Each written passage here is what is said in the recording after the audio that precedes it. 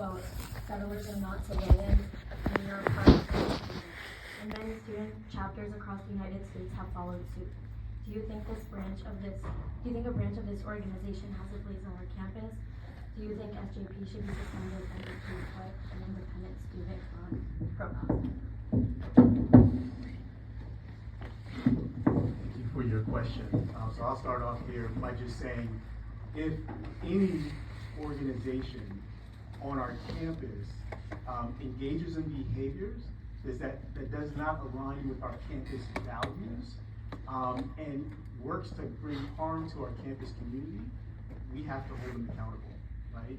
And so for national organizations, there are many organizations on our campus that may have national organizations that espouse particular values that don't align with our campus values. When we have those organizations on campus that act against, right, those national organization values, as long as they align with the campus values, then those are organizations that we must support. That's what gets prioritized. So I think it's just important to kind of name that. And there is a process that we have in place working through our Office of Student Conduct to hold those organizations accountable.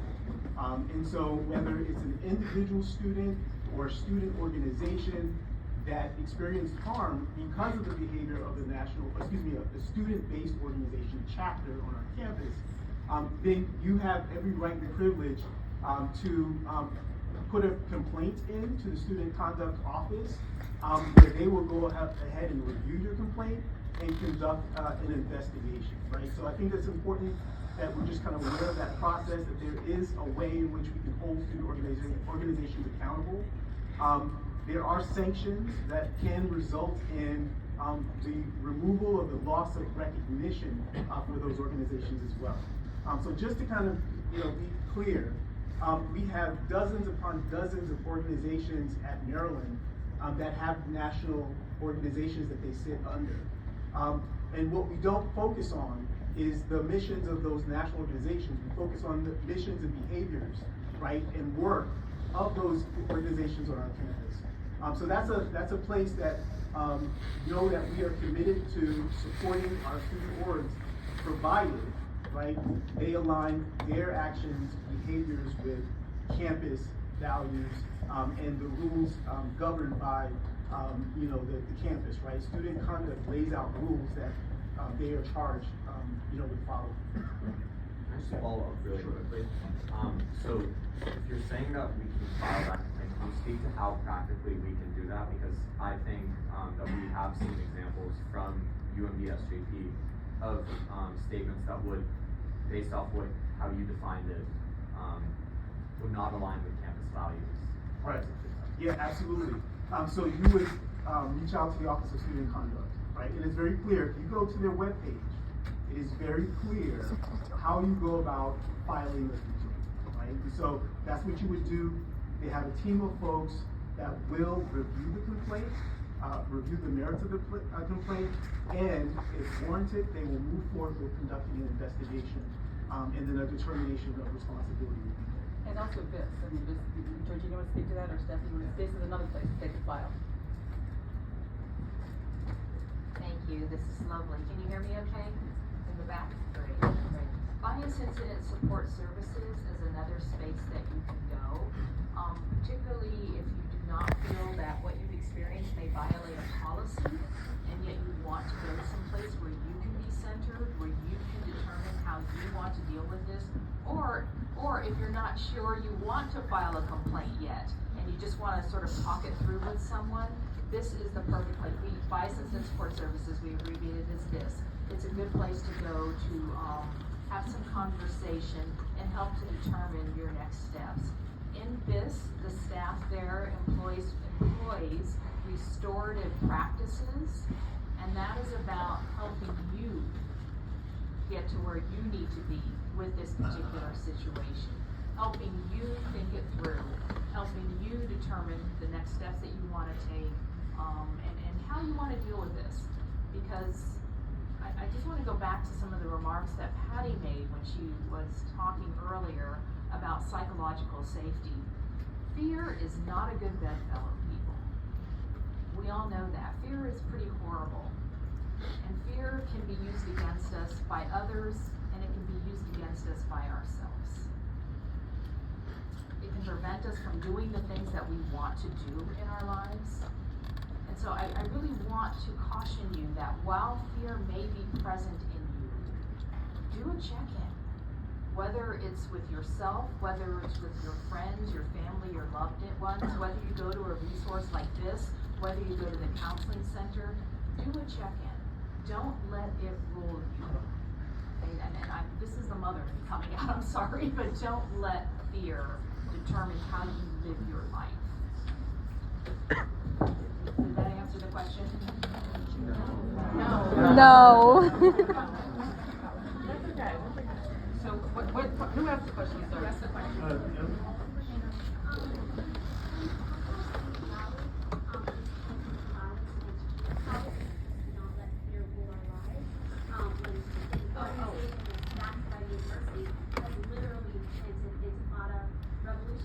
And then my follow-up is if you're gonna say that Intifada doesn't actually mean violence.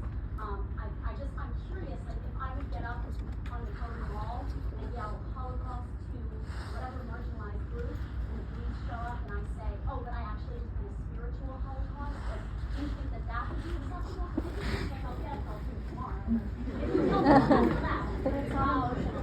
And if not, like, Yeah. UMB said nothing.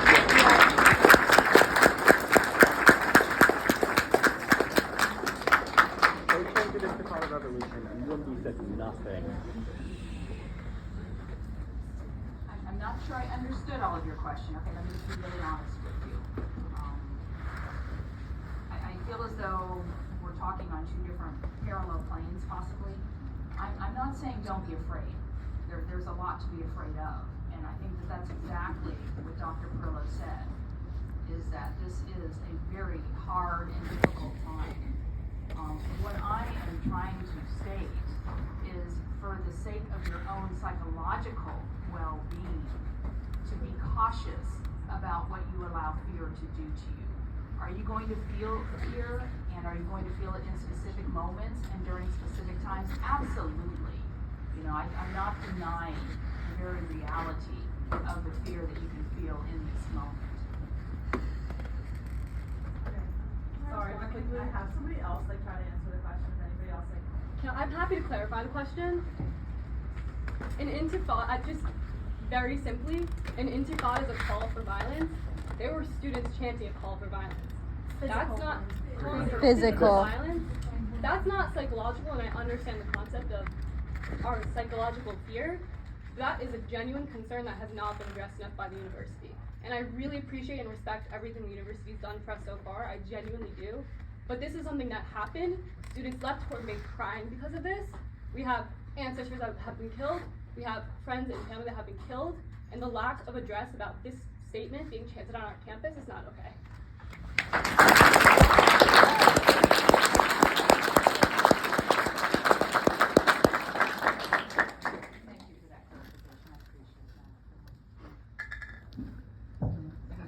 I'll be honest, I wasn't there. You know, I'm feeling a little, I never talk about the movie that I haven't seen per se, because, I'm not taking all of your word for it.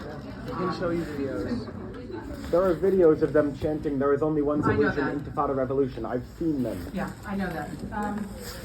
Yeah, some people were there.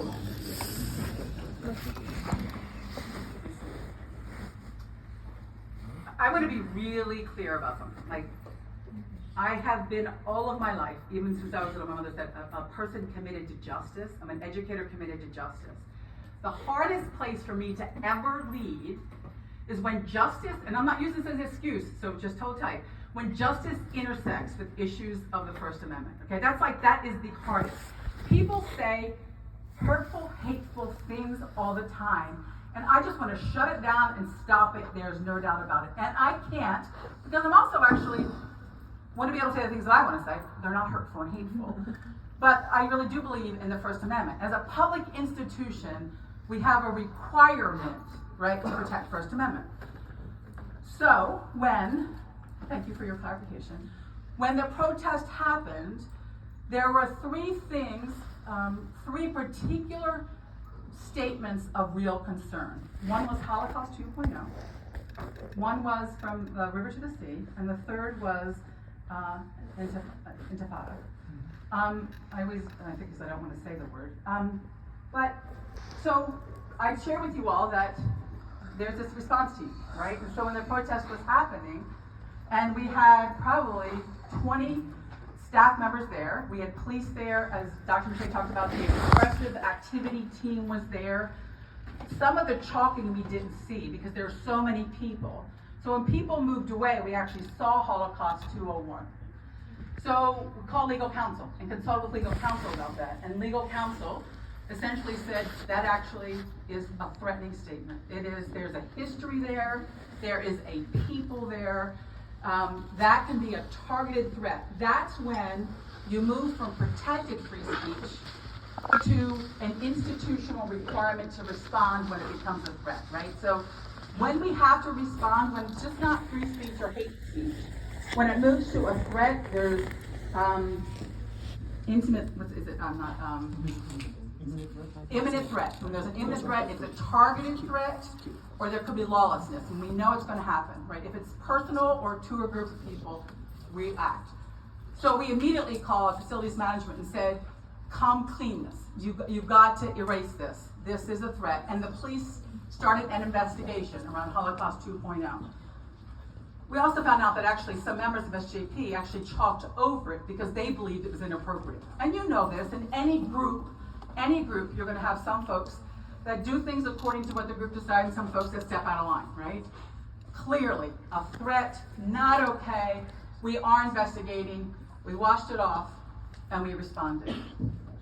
The other two that you talked about, the other two chants, and I think that this was, I heard this because I've spent some time with some of our SJP leaders, and I also saw this in an article, that SJP had a chant list, and Intifada was not on the chant list. So the person who grabbed, it doesn't mean that it's okay. I'm just they were clear that that wasn't a part of the chant that should have been chanted. And somebody did it. Doesn't make it okay. It doesn't make it okay. It doesn't make it okay. But I just think it's important, information.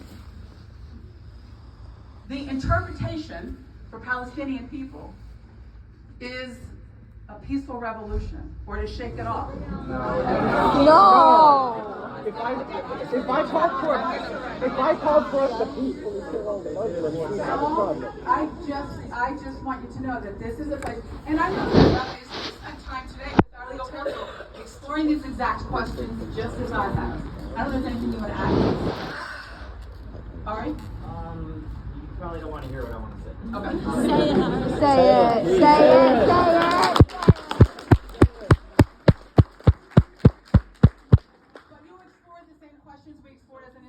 Rabbi Backman was a partner and friend. I appreciate that General Counsel today respectfully said that if it's not an imminent threat against a person, that speech cannot be stopped. It needs to be. You need, Patty, the university needs to support our students to recognize that while the SJP may be doing things that are in the legal balance, they're not morally making statements that are enabling our Jewish students to feel safe. Yes. And that needs to be said by you. And that needs to be heard by you. There is free speech, I'm great. There is hate speech, needs to be condemned, and there's safety speech, needs to be stopped. So it is somewhere between safety speech needs to be stopped and hate speech needs to be condemned. Ari, I'm surprised you say, like, in every forum I'm in, or I say that I never want you, ever, either as a university, ever want any of you to hear anti-Semitic comments, ever. We want to do all that we can to protect you. It is not okay here, it is not acceptable here, it is not welcome here. I've said that many times, I haven't said it here yet, I think we can all agree. I never want you to hear that, ever. It is not okay, it is against our values. It doesn't speak to who we are as an institution. So is this an on-campus?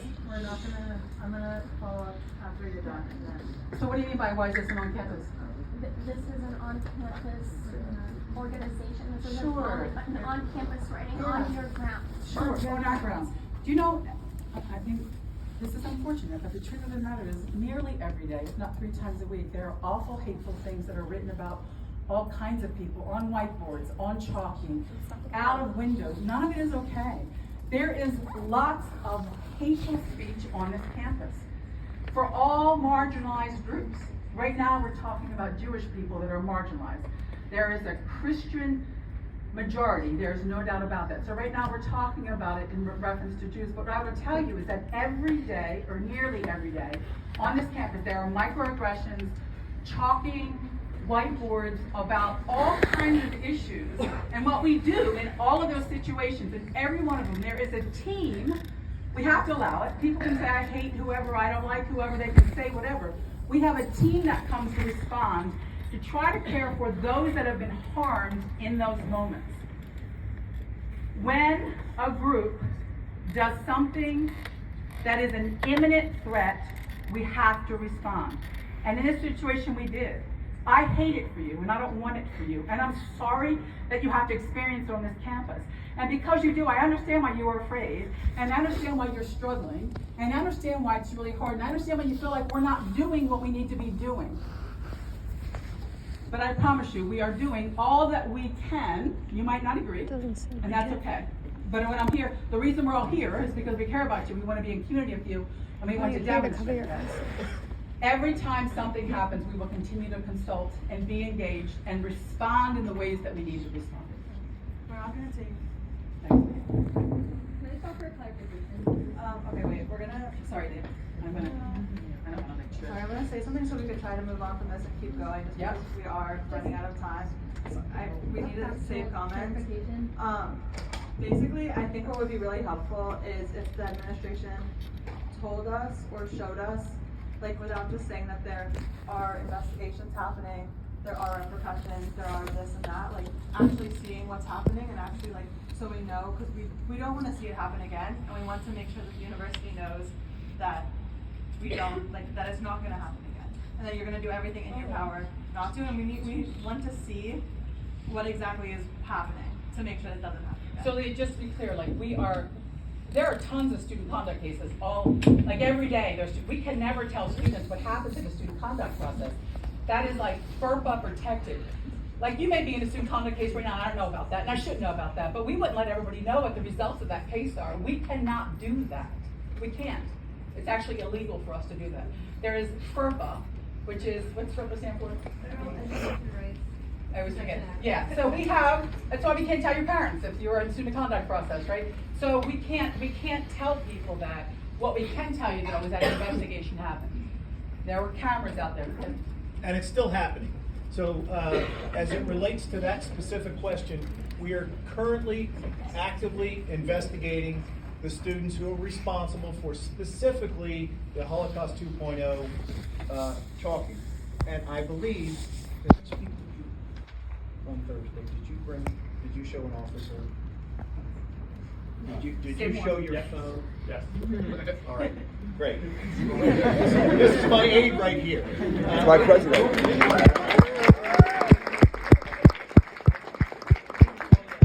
Didn't mean to call you out. It was brought to my attention. I spent most of my time at your rally